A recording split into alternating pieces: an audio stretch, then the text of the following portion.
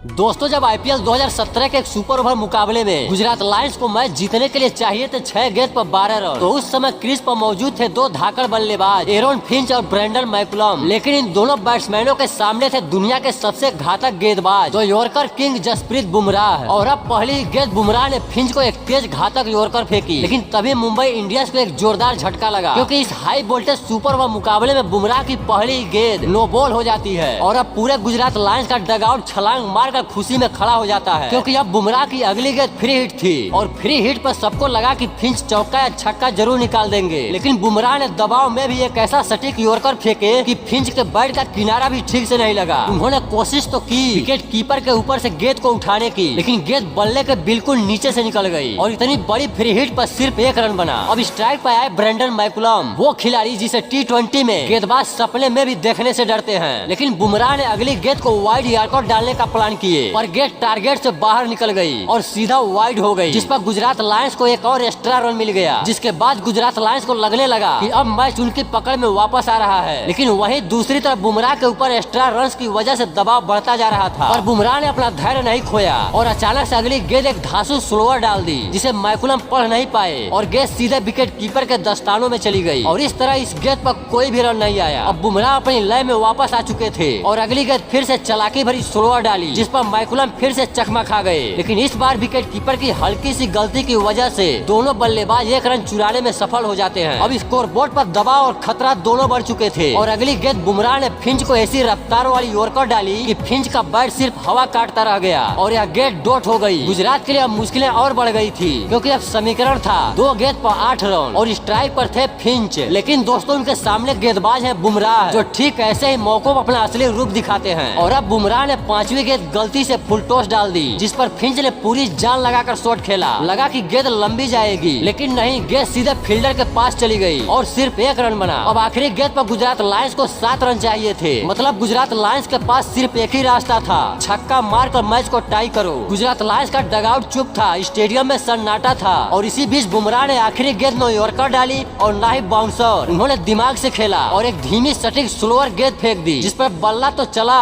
लेकिन सिर्फ 1 रन मिला। और इस तरह मुंबई इंडियंस ने इस दिल दहला देने वाले सुपर ओवर मुकाबले को जसप्रीत बुमराह की समझदारी भरी गेंदबाजी की वजह से जीत लिया।